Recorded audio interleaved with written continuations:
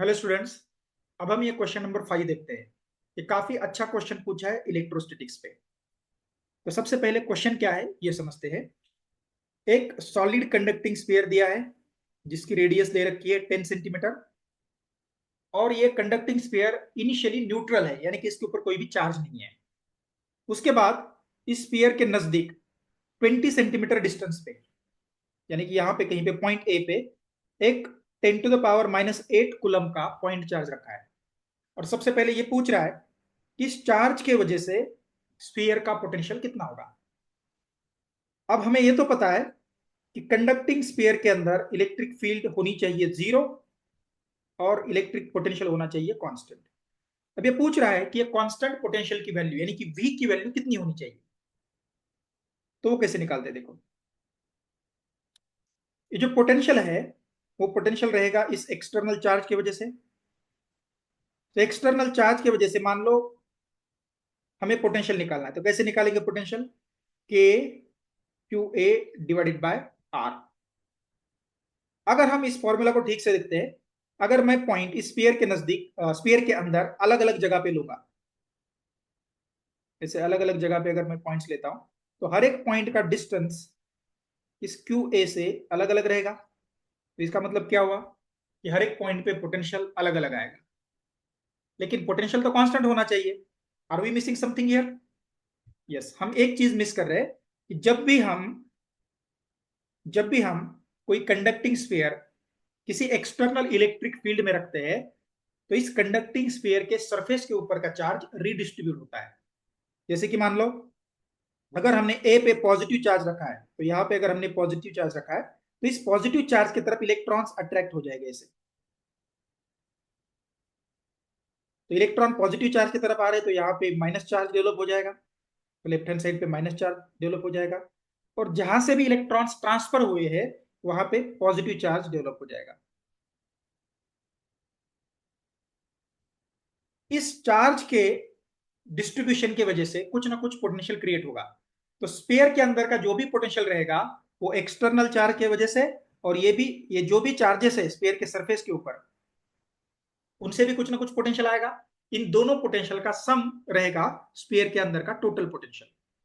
तो अगर हमें टोटल पोटेंशियल निकालना है तो हमें क्या करना पड़ेगा, internal as well as external ये पूरे चार्जेस का टोटल पोटेंशियल लेना पड़ेगा। तो वो कैसे लेते हैं देखो। तो पोटेंशियल तो सब जगह पे सेम है। मान लो मुझे यहाँ पे कहीं पे पोटेंशियल निकालना, इस पॉइंट को मैं पी लेता हूं। तो अगर पी पे पोटेंशियल मुझे एक्सटर्नल चार्ज की वजह से निकालना है तो ये तो आसान रहेगा। ये रहेगा के into q A divided by distance A P रहेगा। लेकिन जो सरफेस के ऊपर जो चार्जेस है, तो उनके वजह से जो पोटेंशियल है वो निकालना मुश्किल रहेगा। क्यों रहेगा देखो। मान लो यहाँ पे चार्ज है Q1, इधर चार्ज है Q2, इधर चार्ज है Q3 एंड सो ऑन। तो स्फीयर के सरफेस के ऊपर हर एक पॉइंट पे कुछ ना कुछ चार्ज रहेगा, और उन सभी चार्जेस का डिस्टेंस अलग अलग आता रहेगा। अब ये डिस्टेंसेस हमें पता नहीं है, ये डिस्टेंसेस अलग अलग है। तो इनके वजह से पॉइंट पी पे पोटेंशियल निकालना मुश्किल रहेगा। तो हम क्या करते हैं कि एनालिसिस को सिंपल करने के लिए हम क्या करेंगे, पॉइंट ओ पे पोटेंशियल निकालेंगे। तो this is critical step in the analysis.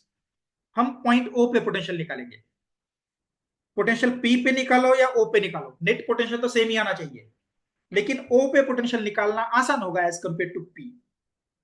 तो क्यों आसान होगा देखो, कि जब हम ओ पे पोटेंशियल निकालना चाहते हैं तो उस केस में स्पीयर के सरफेस से अगर हम लाइंस ज्वाइन करते हैं इस टाइप से, तो हर एक लाइन की लेंथ सेम आएगी। तो पोटेंशियल निकालना इससे आसान रहेगा। मान लो ये चार्जेस है Q1, Q2, Q3 and so on, और सभी का डिस्टेंस R रहेगा। तो स्पीयर की वजह से जो भी पोटेंशियल है तो वो आएगा K into Q1 divided by R plus K into Q2 divided by R and so on. अगर हम इससे K divided by R common लेते हैं तो ये आएगा Q1 plus Q2 plus and so on Qn।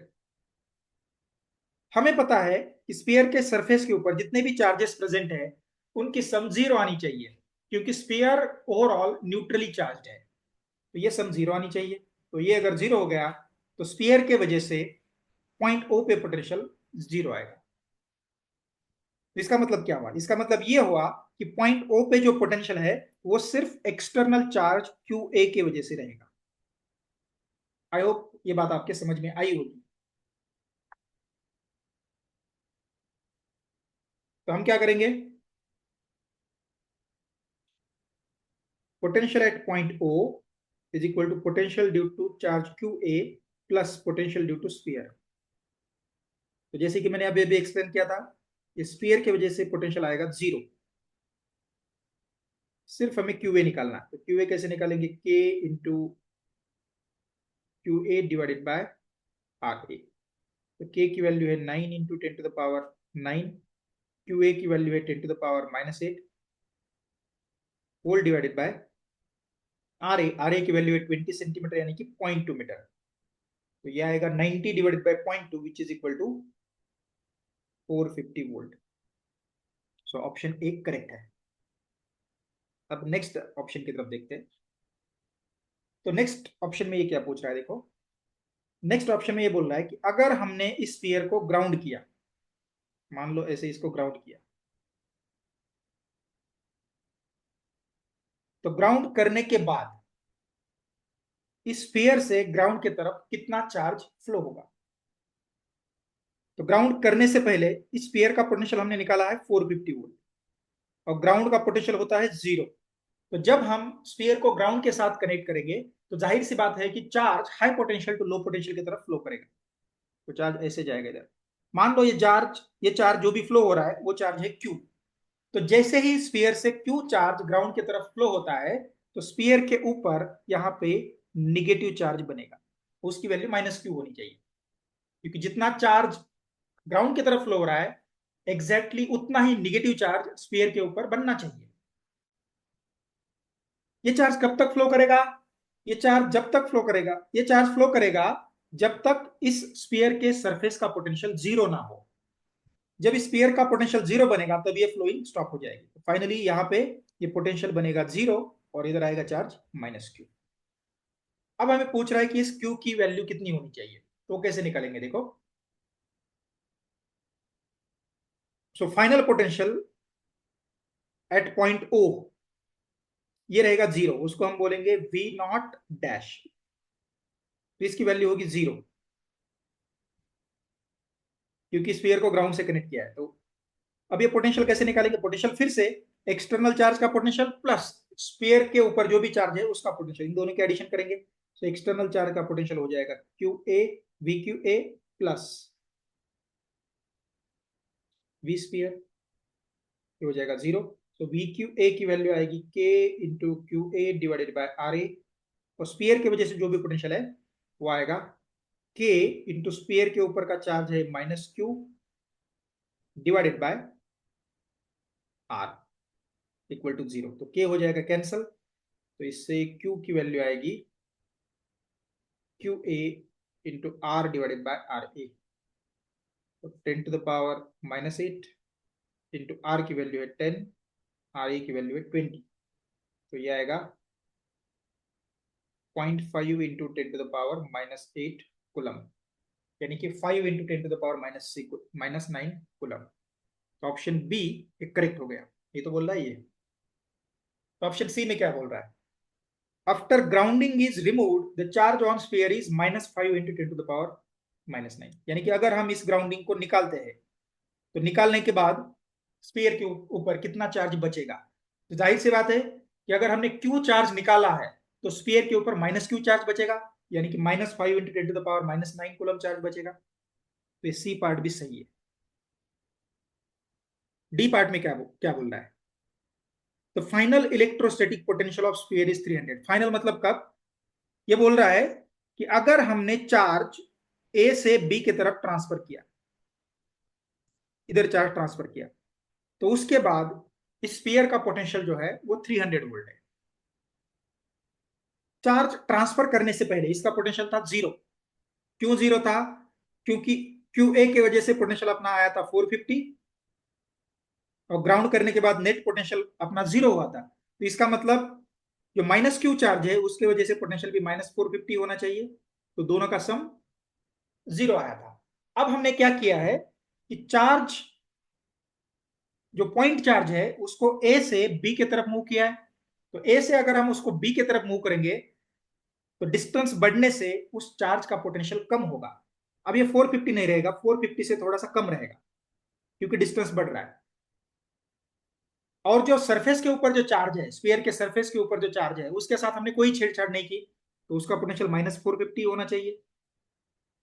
तो इसका मतलब क्या हुआ कि नेट पोटेंशियल अपना अभी निगेटिव आना चाहिए। अगर नेट पोटेंशियल अपना निगेटिव आना चाहिए तो आंसर पॉजिटिव तो हो ही नहीं सकता, तो डी गलत होना चाहिए। तो उस पोटेंशियल की वैल्यू एग्जैक्टली कितनी है अगर ये निकालना है, तो उसके लिए हमें थोड़ा सा कैलकुलेशन करना पड़ेगा। तो कैलकुलेशन देखते हैं अभी। अगर एग्जैक्ट वैल्यू पोटेंशियल की निकालनी है तो कैसे निकालेंगे, देखो।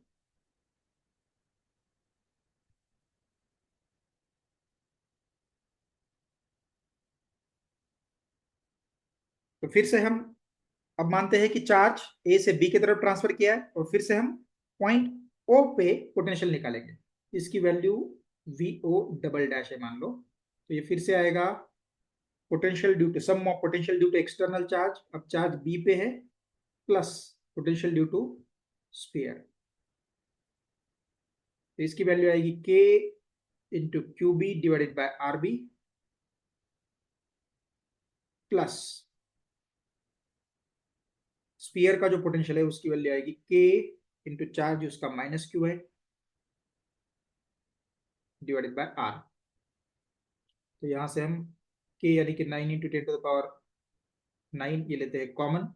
सो क्यू बी की वैल्यू है 10⁻−8 डिवाइडेड बाय आर बी की वैल्यू है 0.3, माइनस क्यू की वैल्यू है 0.5 इंटू 10⁻−8 डिवाइडेड बाय आर की वैल्यू 0.10 है। अब 10 यानी कि 0.1।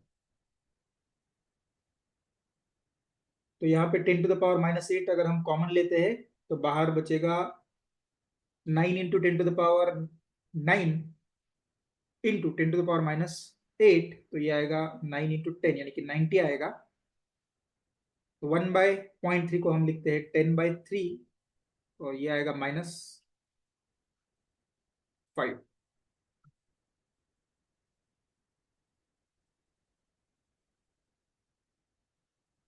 तो this will be equal to 90 into 10⁻15 divided by 3, ये आएगा 90 इंटू -90 इंटू 5/3, तो 30, ये आएगा -150 वोल्ट। तो जैसे हमने सोचा था पोटेंशियल निगेटिव ही निकल के आ रहा है, तो इतना ये कैलकुलेशन भी करने की जरूरत नहीं है। तो डायरेक्टली भी आप बोल सकते हैं कि पॉजिटिव पोटेंशियल पॉसिबल नहीं है, तो एबीसी आंसर होनी चाहिए। I hope you understood my solution. Please subscribe to my channel and like this video. Thank you very much.